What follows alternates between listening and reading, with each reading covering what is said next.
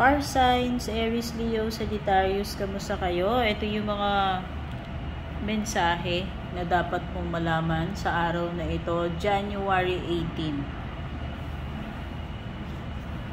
Onwards, no? So, kasi depende kung kailan magre-resonate sa inyo. Basta kung kailan nyo makita ito.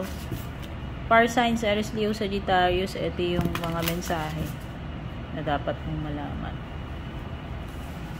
Pasensyaan nyo na yung setup ko, guys. Wala ako sa bahay ngayon. Nasa ospital ako. Excuse me lang sa hindi kagandahang audio para sa mga masiselan sa background noise. Fire signs, don't let your past hold you back. Huwag mong hayaan na itong past mo hanggang ngayon nag-i-interfere pa rin siya dito sa current situation mo. Fire signs. No? So, isa yan sa mga mensahe para sa'yo. Surrender to the divine. May mga bagay talaga na dapat nating i-surrender, fire signs. Hindi lahat ay hawak natin. No? Tayo ay creations lang ni God at meron mga... Kumbaga yung buhay natin is nakaplano according to God. Ayoko sanang i-drag yung pangalan niya dito. Pero yun na nga. Yun kasi yung belief ko eh. No? Pero tayo ay iba-iba yung beliefs. At ito yung interpretation ko dun. So may mga bagay na wala na sa control natin. Kahit na anong gawin natin. Kahit na anong galing natin. No? Ayan yun. So may mga bagay na dapat i-surrender mo sa divine. Ano pa? A new start is coming. Wow! So, sa new moon, possible. Kailan ba ang new moon, guys? I'm not knowledgeable pagdating sa mga, moon cycles, phases, moonology. Although, meron akong deck na ito, bago lang, So, possible. Kung ano tong mga gusto mong simulan, pwede mo siyang i-manifest during the full moon, ay new moon. Ayan, during the new moon. Okay? Pero yun na nga, may mga panibagong simulang paparating sa iyo. Conclusions are within reach. Wow! Malapit mo nang ma-achieve. Malapit na ma-complete. Ano man ito. Near completion ka na. Ayan, nakikita mo yung malaking moon. Full moon eclipse. Kapag ka lumilitaw kasi ito mga full moon classifications ng cards na to, ibig sabihin ito yung mga bagay na malapit na siyang mag-come into fruition. So, possible na may mga ma-accomplish ka niyan. Ayan, ganda energies mo. Ano to? Ayaw mag-focus, sorry. Oh. The energy is gaining momentum. Ayan na nga. Sinasabi kasi, di ba, malapit na magkaroon ng conclusions dito. Kung ano man itong mga bagay na tinutukoy nito about you.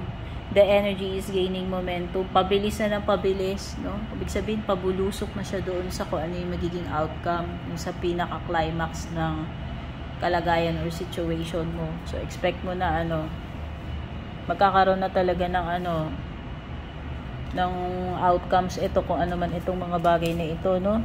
Malapit mo nang makuha yung conclusions na, kailangan mo,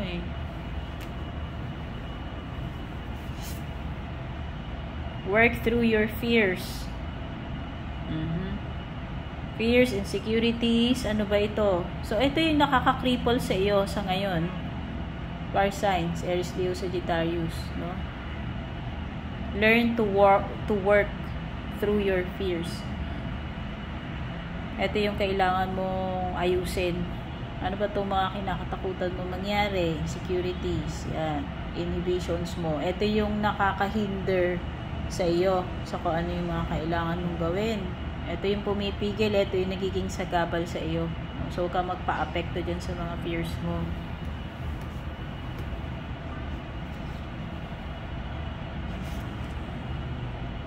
Step out of your comfort zone. Kailangan din mag-take ng risk. Ayan na nga yun. Kasi kung ikaw ay nababalot lagi ng iyong fears, fire signs, eto, diba, sabi ko sa'yo kanina, eto yung nagpapakripple sa iyo. Para ka nalulumpo niyan dahil din sa mga fears mo. Ano nga ba sabi na itong isa pang card na lumabas? Step out of your comfort zone. So, it's about time na mag-take ng risk. Okay? Pag hindi ka magte-take ng risk, kasi pag hindi ka magta-try, wala, o hindi mo malalaman what's out there kasi hindi ka umaalis dyan sa kinalalagyan mo, ni ayaw mong ihakbang yung paa mo. So ito yun, no? So ibig sabihin, maging lakasan mo yung loob mo, mag-take ka ng risk.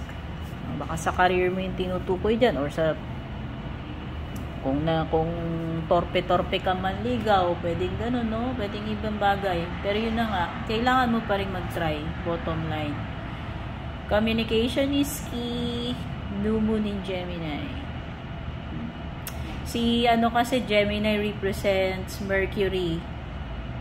So, Mercury is, related to communication. So, yung mga Gemini, pansinin nyo, magaling sila sa magaling sa boka-boka yung mga yan, marunong sila sa communication. Kasi yung ruling planet nila is Mercury. Yun na nga. So, pinag-uusapan dito is communication, fire signs. Napaka-importante na open yung communication lines between you at kung sino man yung mga tao na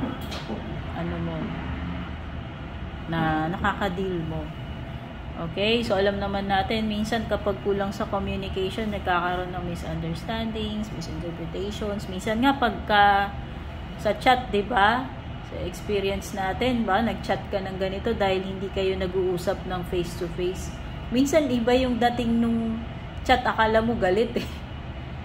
Diba? So, iba talaga yung yung verbally ini-express natin, na-explain natin yung sarili natin sa pag-uusap. Ayan. So, napaka-importante ng communication para sa iyo. Last card, confidence is your key to success. So, as long as na-workout mo na yung mga na-workout mo na yung mga fears mo, insecurities mo, importante, ayan, confidence. So, ito yung susi sa success eh. So, importante na ikaw ay confident para ma-achieve mo yung success mo. Kasi kung wala kang believe sa sarili mo, paano ka makaka-achieve? Diba? So, ayan, ito yung mga messages ko para sa inyo, fire signs. Yung mga dapat mo malaman sa ngayon. Thank you so much for being here. Don't forget to subscribe. Don't forget to like and follow sa aking FB page. Take care and God bless.